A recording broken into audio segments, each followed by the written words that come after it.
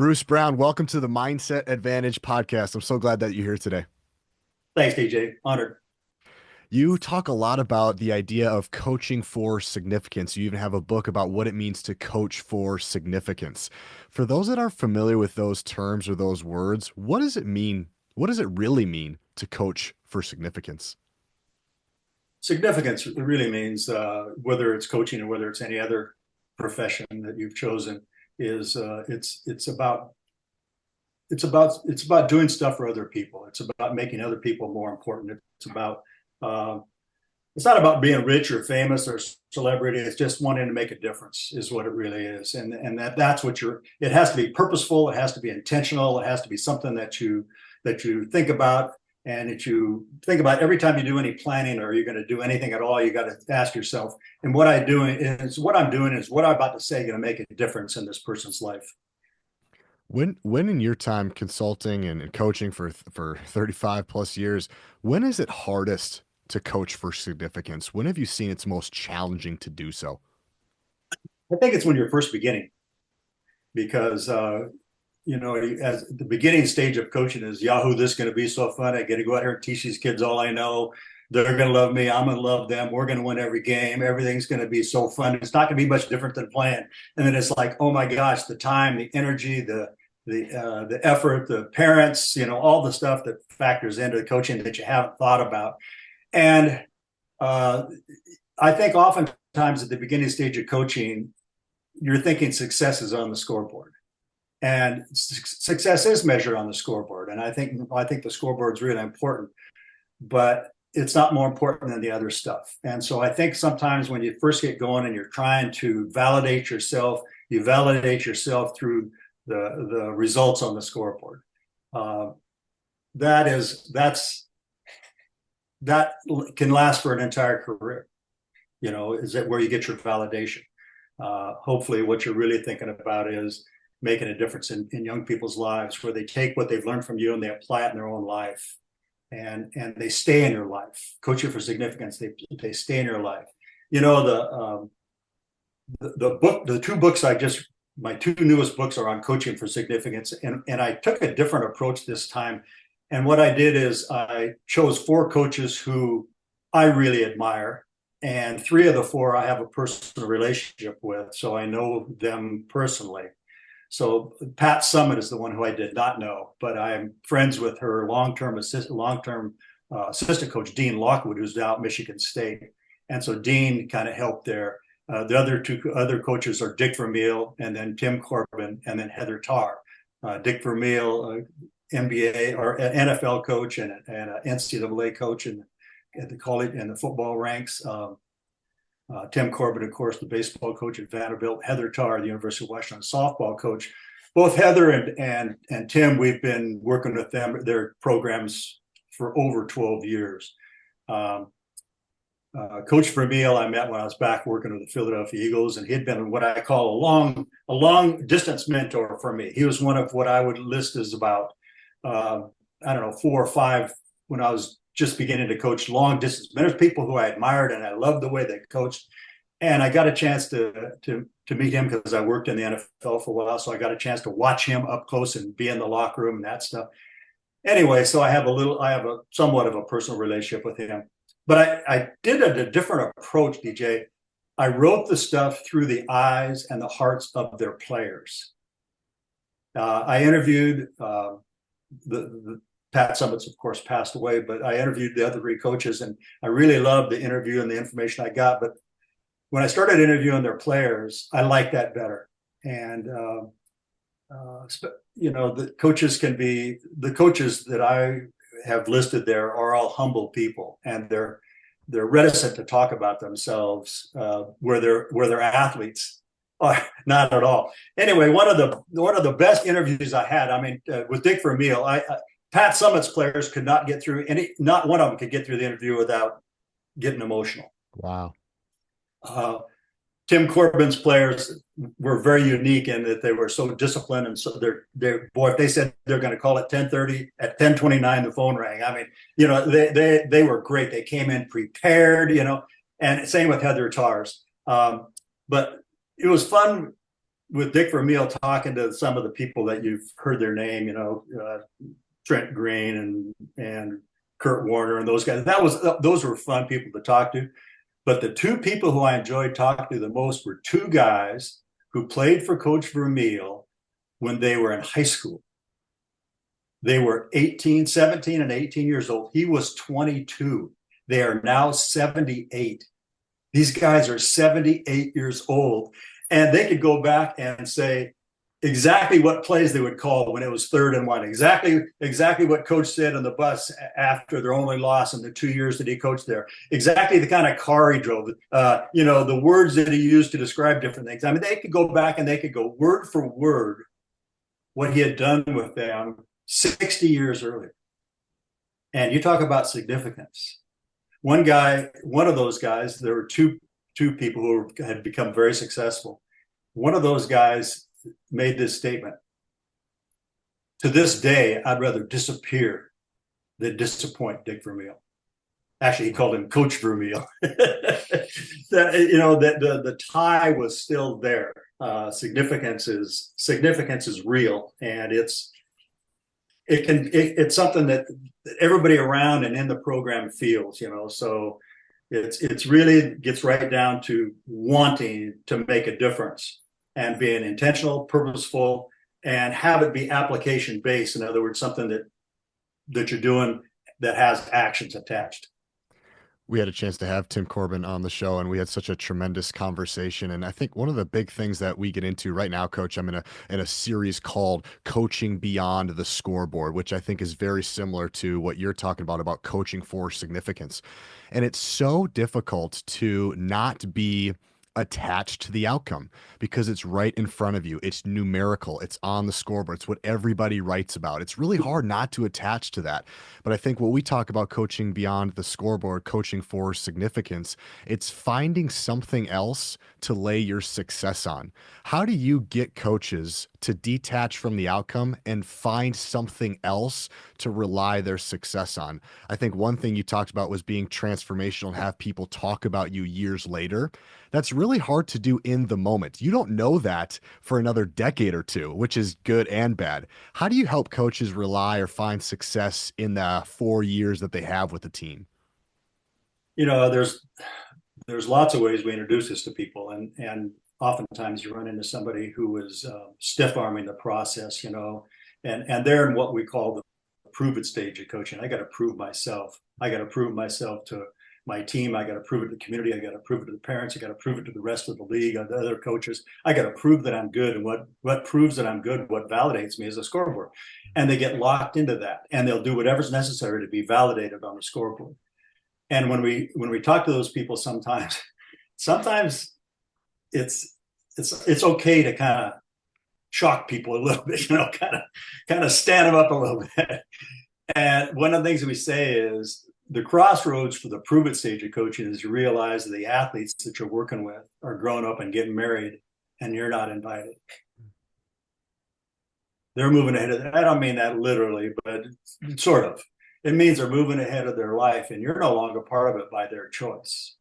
And so really it is checking with the connections with the kids that you coached. Are they still connected to you? And if they're not, something's missing. And that something that's missing belongs to you, coach, not to them.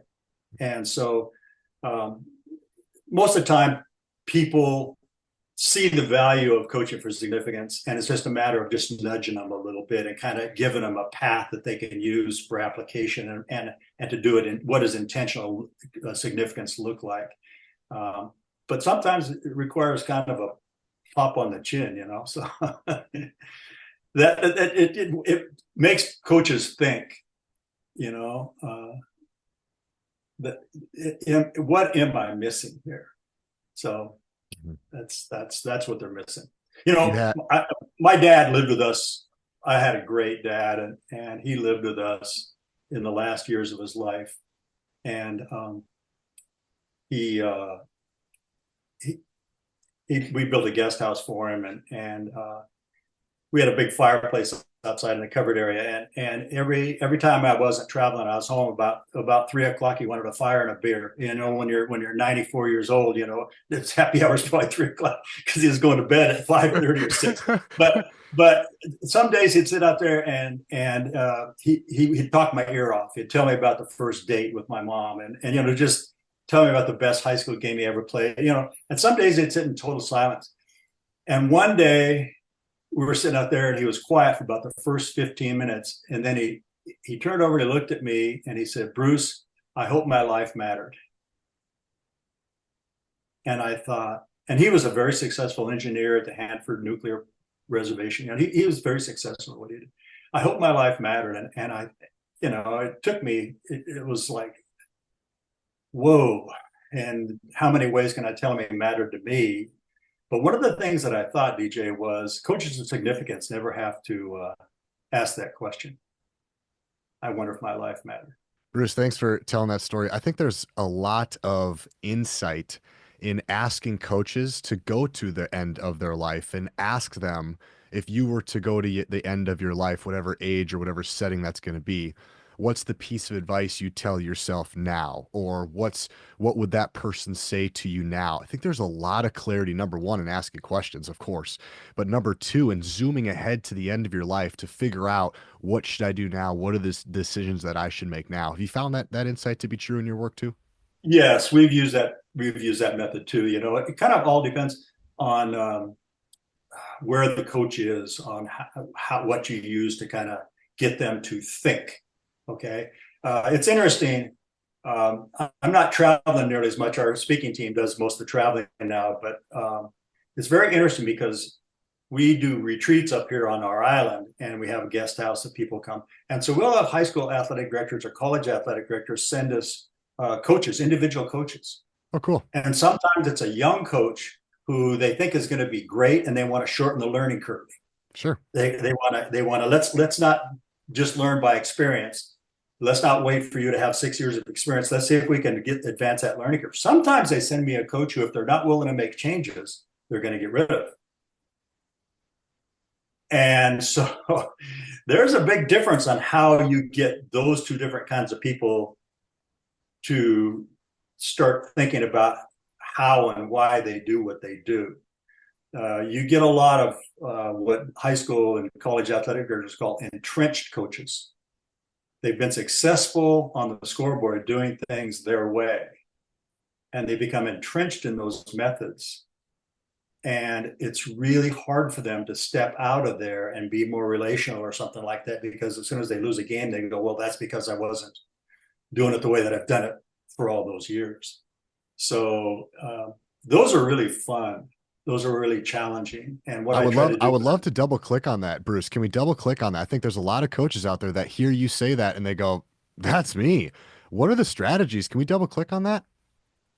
well, one of the things that I do is I ask the athletic director to send out a questionnaire that we have to their former players. And just, it's a list of about 20 questions that they ask the players. And I'll send it to us, take the last 5 years of graduating seniors and send it to every single one of them. And they're questions that are, I think any coach would down deep really want to know. You know, none of them are, you know, anything. And oftentimes what I'll do before I start with a coach like that, who's really entrenched and kind of stuck where they are, is to say, here's a series of questions that I want you to look at. And I want you to tell me if there's any of these so that you would not want to know the answers from your players. Would you mind sharing a couple? Some of the basic ones, you know, was we asked, first of all, we don't require that they put their name on it, you know, but what was your role on the team? Okay. So because that kind of we're trying to take away all the excuses. Did you respect the coach? Did coach respect you? Does coach care for you outside the game? You know, there's just a series of questions. I can actually probably send them to you, DJ. But the point being, a coach looks at that and says, yeah, I really would kind of like to know that. And there was one situation where there's a young coach who I really liked, but he was anyway. He had been very successful on the scoreboard. They finished their high school season and they were 23-2. None of his players came to the banquet. Wow. Whoa, red flag. Wow. So on the outside, And everybody looks at it and they think it's a successful program. The coach thinks it's yes, a successful program, but you and I both yes, know that this is not a transformational type environment. yes. Anyway, I really liked this young man and I saw huge promise in him. I wasn't, his style was just, we all started off coaching as we were coaching. That's the way he had been coached. And so he was just starting off that way. And so I asked him, are there any of these things that you wouldn't want to know? And so he said no. And so I handed him one of the questionnaires from one of his players.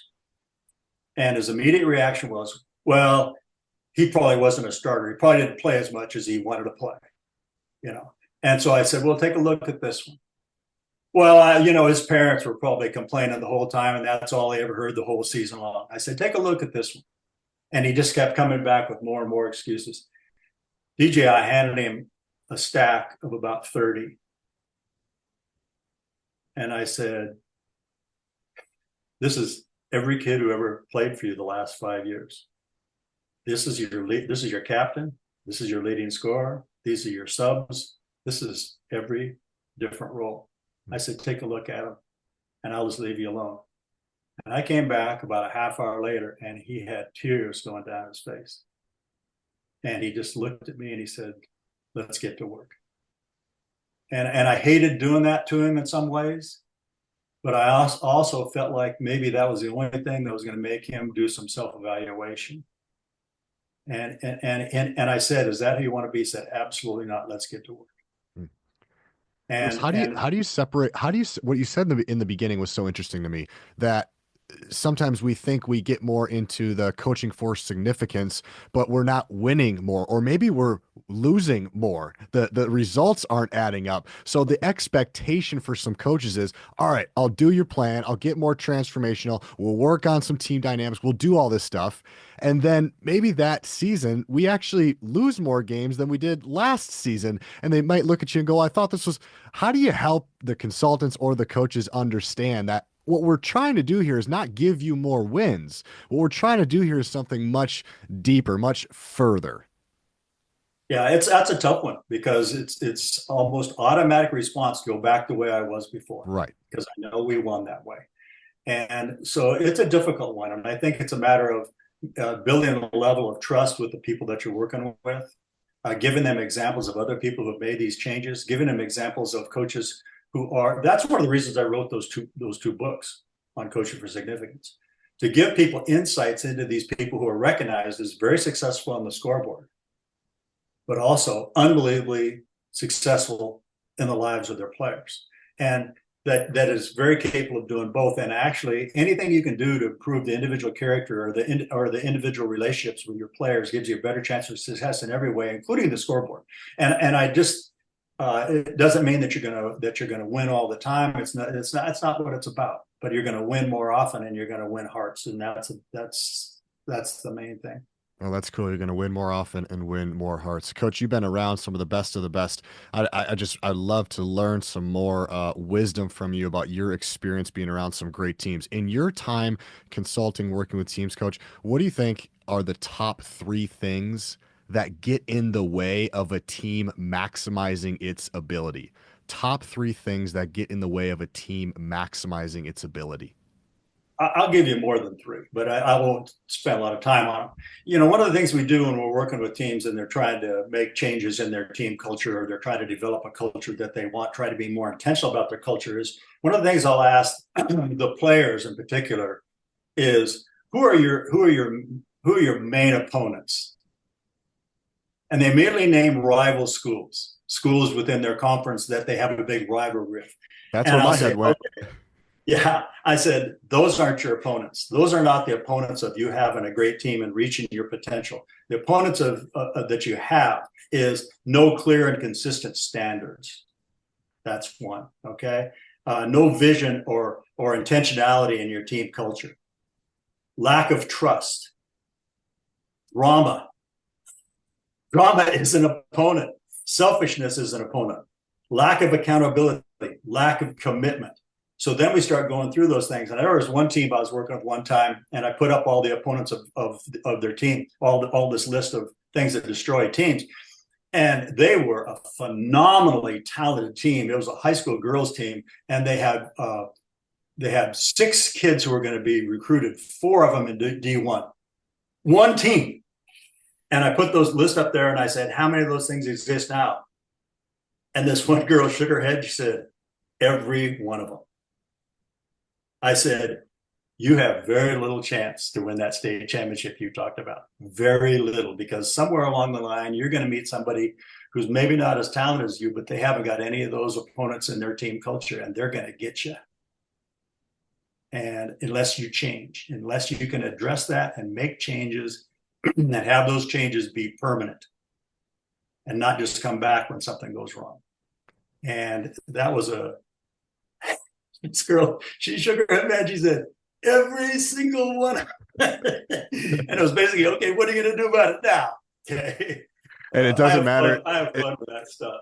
It doesn't matter if it's 1990, 2000, 2025. These opponents are always going to be clear. I would love to go through a couple of them, Bruce, and maybe give some Okay. strategies on how we can overcome it. The first one you said right away was no clear standards. Because you said it first, it must be a really important one. So can we dive into the no clear standards part? Clear and consistent standards. That's part of the formation of your culture the process we use in forming your culture is very clear and consistent standards. The clarity is the key. In other words, here's what the word is, but here's what it looks like in action. DJ, just a thought about what we do and who we are. Our whole coaching team, we're coaches. We're not entertainers. We're not hype guys. We are coaches who have a passion for what we teach. Okay. Everybody on our speaking team either played for me or coached with me or worked with me somewhere along the line. So they've all lived this stuff. So when we get into no clear and consistent standards, when we talk about clarity, it is the importance of being so clear it cannot be misunderstood what it looks like. So when you say selflessness or you say unity or whatever words you use for your culture, that you can get into the specifics of the behaviors. This is what's acceptable and this is what's not. Very clear. The clearer you are with your standards, the better kids have a chance to rise to them. I was working with some really young coaches the other day, and I said the difference between, for young coaches to make the transition from rules to standards. Okay, to make that transition from rules to standards. You know what kids do with rules?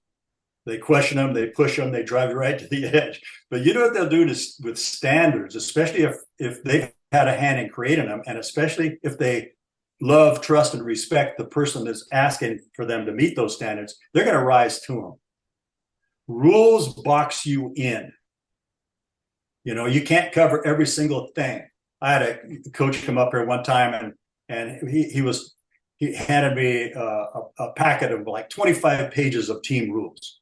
High school basketball. And he said, I'd really like to see what you think about this. And I knew him well enough, I could kind of tease him. I said, Mike, instead of me reading it, let me just ask you one question. I said, in that 25 pages of rules, I said, have you got anything about helicopter theft?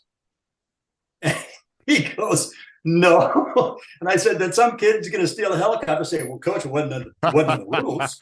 And so what rules do is they box you in.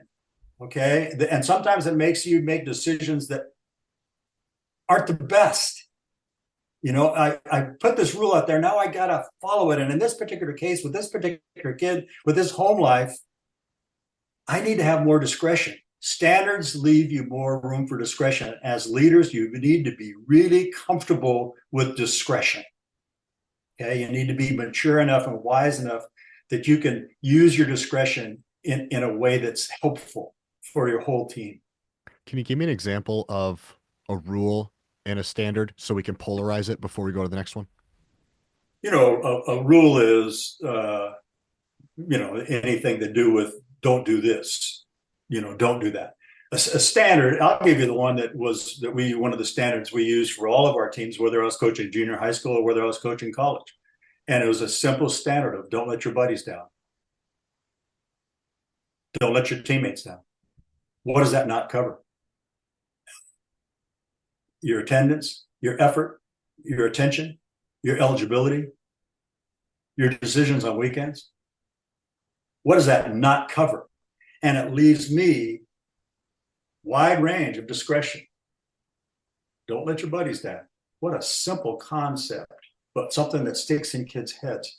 Don't let your family down. Don't do anything that's going to be disrespectful to your teammates or your school or your family in any I way. love it. That covers so much with very few words, but it's something that we can explain very clearly. Clarity is the key for all this stuff. Simple words, not complex words. Use simple language. Use language that, like I think I said before, is so clear it cannot be misinterpreted. Can't be missed. Well, I thought it meant that. No. Here's exactly what it meant. We knew, and we talked exactly about that. The second opponent that you talked about was lack of trust, and you have a whole booklet on this. We could probably do a whole podcast on this, but let's dive into when there is lack of trust within a team or organization, whether it's from athlete to athlete or coach to athlete. What does that look like? How can we build trust within a team? Trust takes time normally. When I did that presentation and that booklet, it might be the most important thing I've written. Honestly, TJ, it might be the most important thing I've written for the profession. And one of the things I say when I give that presentation is I start out by saying, who do you trust in your life? And why do you trust them? And then I flip the question and say, who trusts you? Who really trusts you? And in this case, normally trust takes a long time. I don't know about you, but it takes me a long time to get complete trust in somebody. But as coaches, we don't have that luxury of time. We're working in a 3 or 4 month season. That's right. And we don't have like 6 years to kind of build that level of trust. And so we've got to find a way to speed the trust process up. And so the booklet talks about 3 different ways that you establish trust. And the first one is your competence, your ability to teach, your ability to coach, your knowledge of the game, your ability to teach both the game and the players. You got to be good at what you do. The first way you gain credibility is your knowledge. That's the first way you gain credibility is with your knowledge. And you better know the game.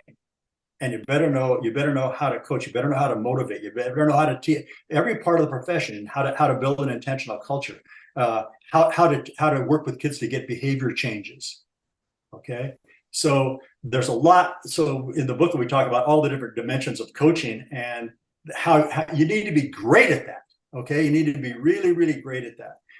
It's no different than, you get on an airplane and get in some turbulence and you're thinking, I don't really care who that guy is up there or that guy or gal is up there flying that thing. I just hope they were in class today. They talked about this. I hope they're good. I hope they can get us out of this. So, your competence is the first thing. The second thing is that you personally care. You can know as much as you can about the game and how to coach. But if you don't care about your kids, you can win every game. It ain't going to make any difference. And the third thing that allows you to be trusted is your personal character.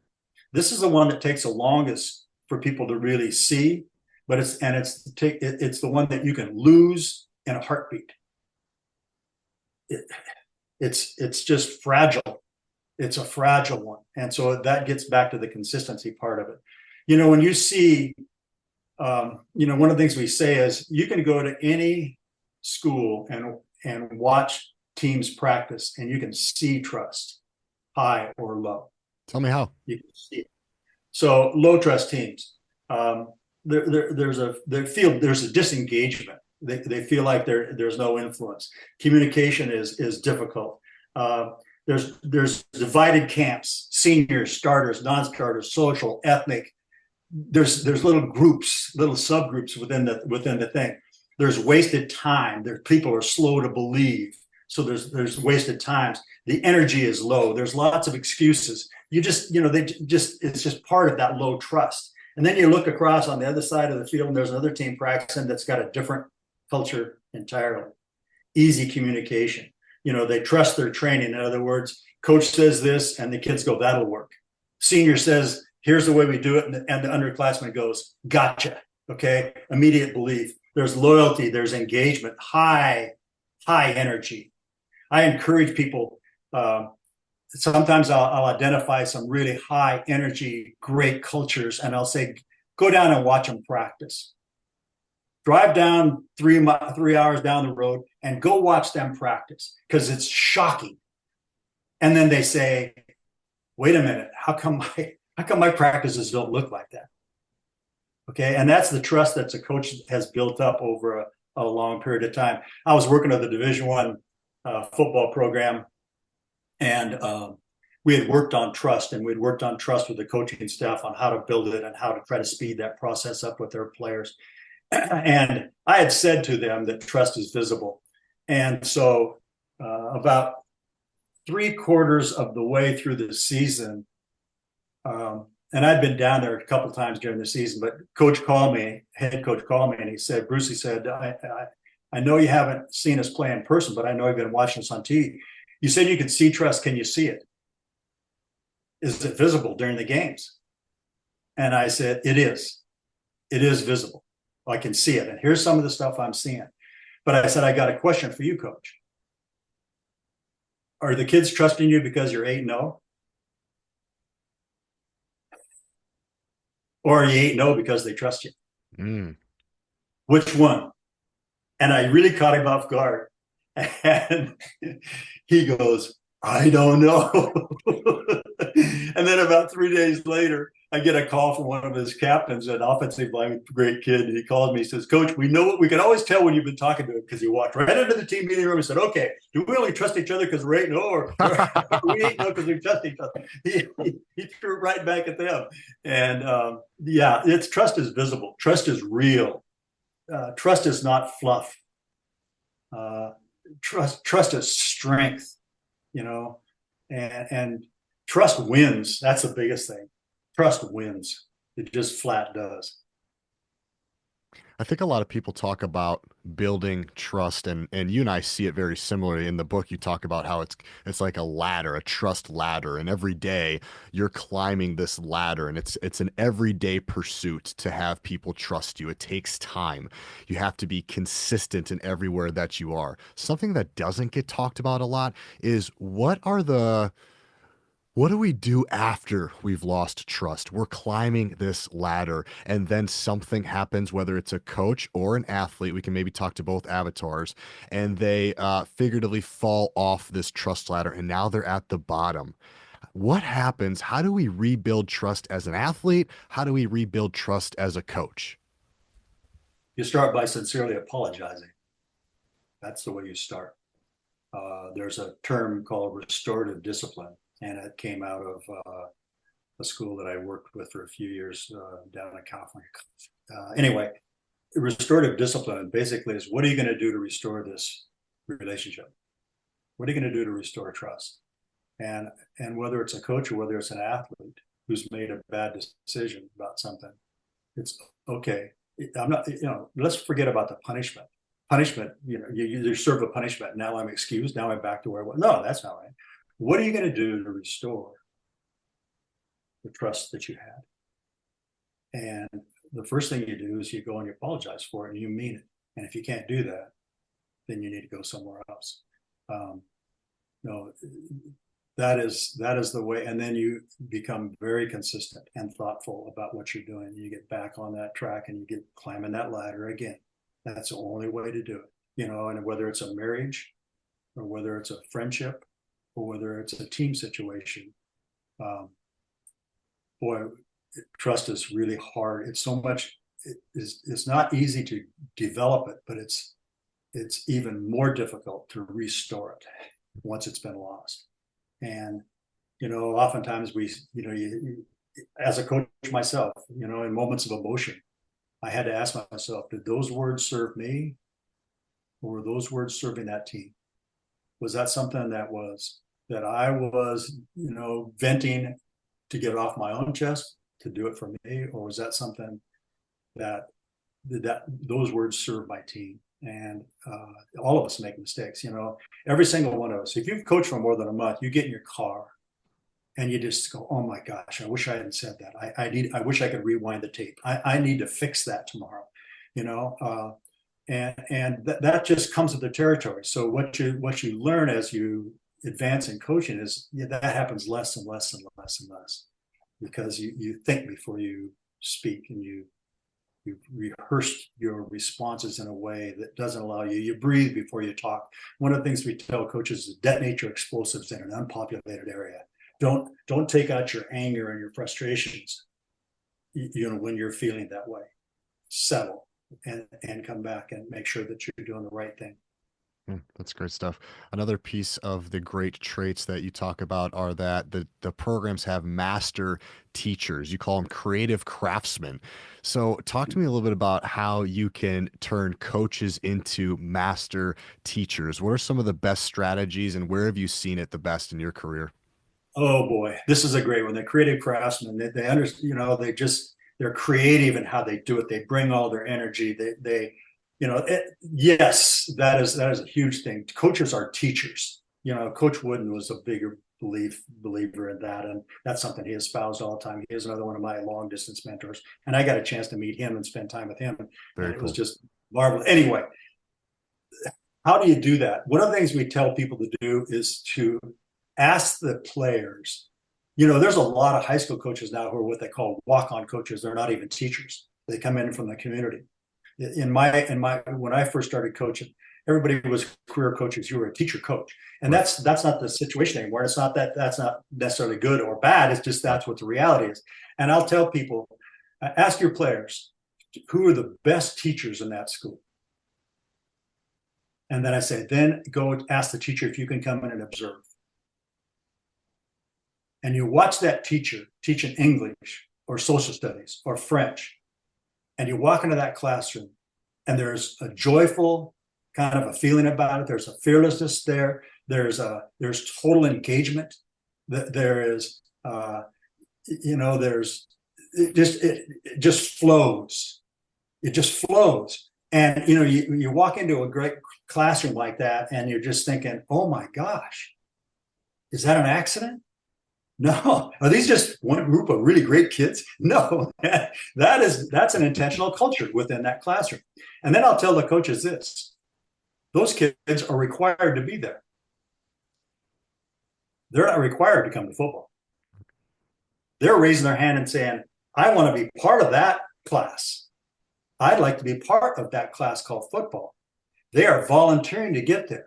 And so when you get there and they're not engaged, or they're not totally focused, or they're not totally high energy, or they're not totally fearless in their approach to learning stuff, you got to look in the mirror. That's on you, coach. So there's a whole lot of stuff about teaching, and there's two books that I really recommend to coaches. One of them is called Practice Perfect by Doug Lemov, and there's another one called Thanks Coach by Angus Reid. And those two are about teaching, and it's amazing. One of the best coaches, one of the best teacher coaches. I'll give you an example of two. One of them is a guy named Don Pelham, and I met Don when he was coaching at Oregon, and he was a linebacker coach. And I tell you, you walk in there, and he's got 12 to 15 linebackers in that room.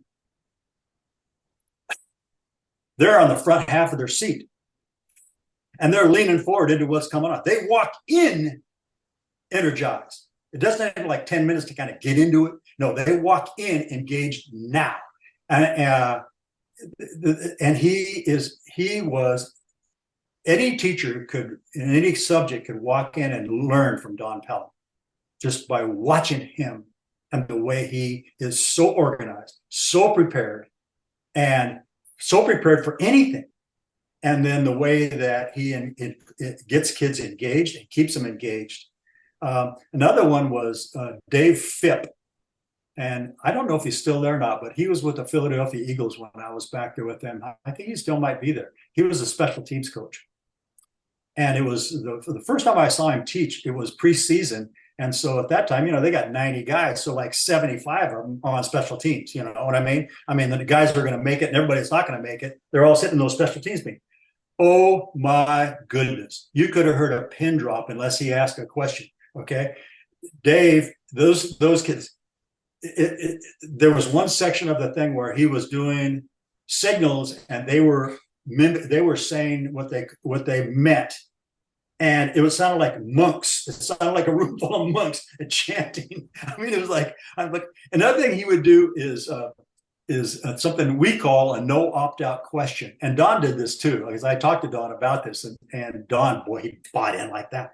One of the things that Dave would do would, instead of asking a question to the 75 players there and having some kid who knows all the answers say, well, da da da da, and all the rest of them go, okay. He would put a question on his PowerPoint, and the instructions were nobody talks. He'd put a question up there and he'd let it sit there about 5 seconds, and then he would put on the slide, all of a sudden a name would appear, and it could be any one of those 75 guys. Got to be ready. And I mean, the question is, on this kickoff setup right here, what is the responsibility from this particular person and the players on either side of them? And I mean, and if the guy didn't get it right, he'd put up another name. He wouldn't correct him. He wouldn't tell him the answer. He'd put up another name. And he'd put up another name until they got the right answer. Then he'd go back to the kids who didn't have the right answer and say, da da da da da, what is it? I mean, you can't opt out. There's an awful lot of coaches that are in such a hurry, and this is something that I face with, especially with college coaches in their position meetings. They're in such a hurry to get through so much material that they ask a question and then to give the answer themselves because they want to keep moving. And so the kids learn pretty soon they don't have to have any answers. They just have to sit there long enough, and the coach is going to answer. So, yeah, it's those two guys. And I've run into some. Tim Corbin is Heather Tarr. Yeah, they are exceptional. Yeah, teachers, exceptional teachers. It's really hard to get into the Vanderbilt classroom, and if you've never been in there, I've been in there a number of times, and I'll tell you what, it's as good a classroom as anywhere I've ever seen. And the same thing with Heather. They're just, those people are great teachers. The better teacher you are, I'll give you an example of something that was said to me when I went back to work with the Eagles. The head coach said he'd always give me 4 or 5 things that he wanted me to do, and he'd tell me ahead of time what he wanted me to accomplish. Sometimes it's working with individual players, but it's almost always going into the position meetings and work with those coaches on being better teachers. Okay, can you work? You're going to listen to them and then provide advice or thoughts for them on becoming a better teacher. And I have no problem with that. I mean, they can totally stiff arm the situation, and they ain't gonna phase me. It's just it's just this is what he asked me to do. So, because he said this, our coaches are top 50 in the world at knowledge of their position. Top 50 in the world. He said, if they can become better teachers of their knowledge, their meetings will be more efficient. Therefore, our practices will be more efficient. Therefore, our performance on Sundays will be more efficient. And so let's make everybody a better teacher. This was an interesting one. The first guy I went in to see had been coaching the NFL for 28 years. I never coached the NFL.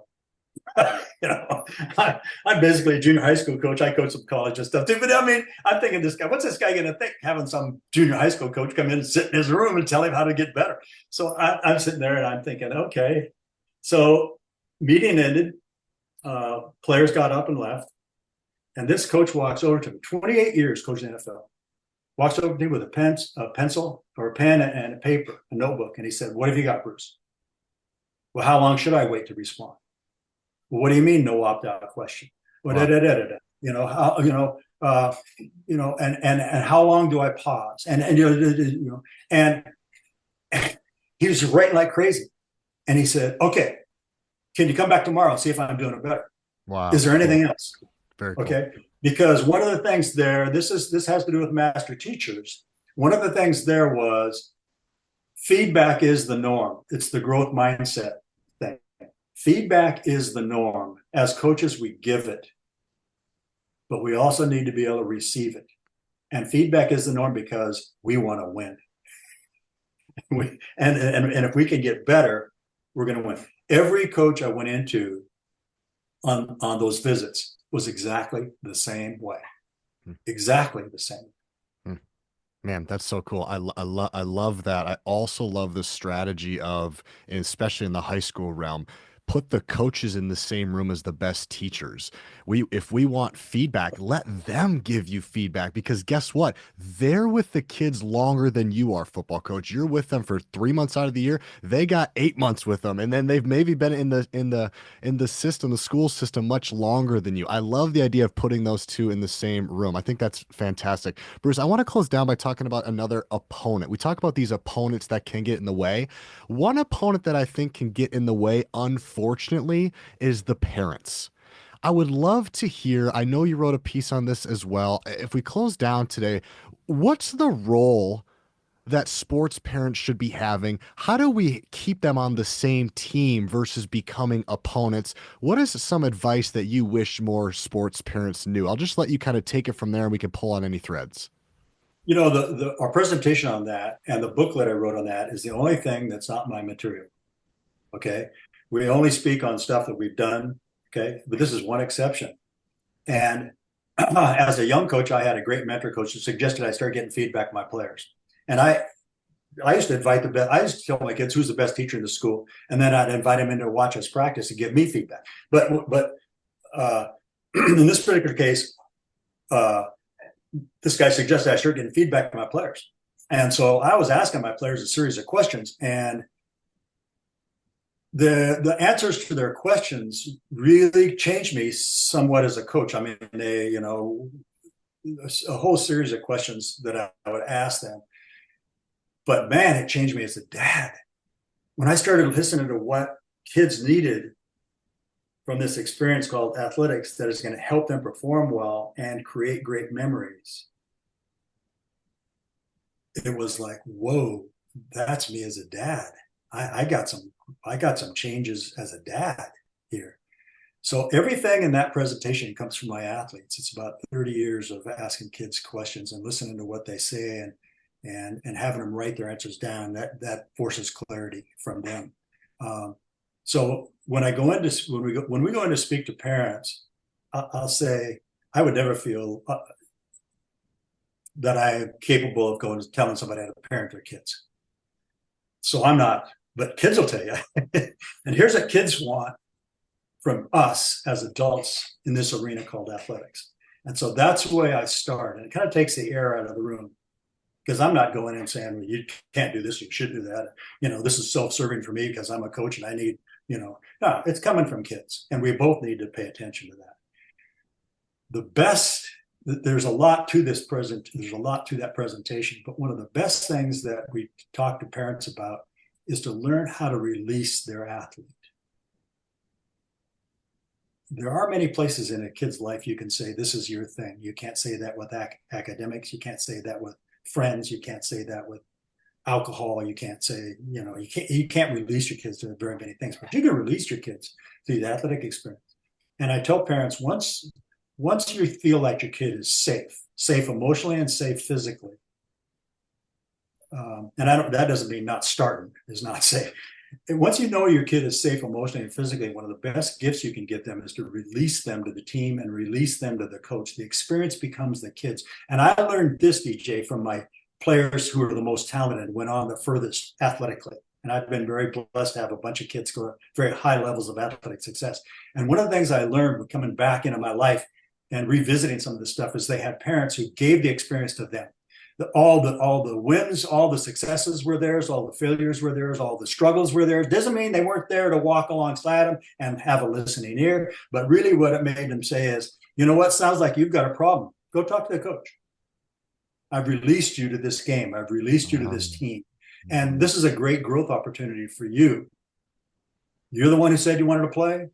I'm the one that said I was silly enough to pick you up 10,000 times. This is your thing. Go sick them. I can release them. That's a it's a freeing, it's a freeing thing for the kid, and it's a freeing thing for the parent. Uh, the biggest thing is coaches and parents working together for the betterment of the kid's experience. That's the biggest thing, and not being selfish as a coach and not being selfish as a parent. And releasing is a huge thing. When we go through that, we throw some red flags at the parents. Maybe you haven't released your kid. If just a couple of them are. If you're more nervous before the game is than your kid, red flag. Maybe you're a little turn loose. If you're still bothered by the outcome of the game on Sunday afternoon and they got it over on Friday night, a little red flag there. If you're continuing to take credit when things go well, yeah, all that time we spent working on that curveball and we struck out 12 today. No, we didn't. He did. Okay. So there's just a whole series of things. If you catch yourself yelling at an official during the game, Red flag. I mean, what is that? It's one adult yelling at another adult in a public place where we're teaching our kids to respect authority. We're using the athletic experience as an opportunity to teach respect of authority, and then we're breaking that rule right there in front of just red flag. And then what happens is people just howl and they're nudging, nudging their wife or their husband next to them, going, "Yep, we need to grow up here." So that whole message, the whole message for parents, that's just a tiny piece of it. But um, I think the fact that it comes from young people, it's hard to deny. And the Well, number of that's people that come up to me after that and say, "Where were you 15 years ago? I blew up my first two kids," and uh, I say, "It isn't me. It's my players." I want to close down by asking you, this is a loaded question, so take your time on it. But what's the piece of advice that you would stow upon all the coaches that are listening, knowing what you know now? What do you wish maybe you knew 35 years ago, or what's the piece of advice that you would leave our coaches with today? Eddie Robinson, love your players. If you don't love your players, stop coaching. Um, and I think for me was, if I wish I could go back and hopefully get to that level of significance much earlier. When I'm really blessed, like I said, to have a whole ton of athletes still in my life, and there's a group of kids that come up that come up every year for a golf tournament. There's about 100 of them come up every year from the Wow, very first school I taught at, very cool. and now they're now they're all Medicare. They're all in, they're all in their 60s. Oh wow. They're You all in said their kids. I was 60s. thinking kids. No, they're kids, man. They're still kids. But I, one of the first things when they first started doing it, the first thing I did was I like, "Oh my gosh, I'm so sorry. I wish I'd have had you 20, 10 years later." First thing you do is kind of apologize, and they they still have good memories, and they still kind of laugh at me for saying that. But no, I think it's just a matter of making that transition um, to significance as early as you possibly can. That's why we're coaching. We're coaching to impact lives, and then the wins. You do everything right as far as culture and relationships and all the stuff that comes with being a great coach.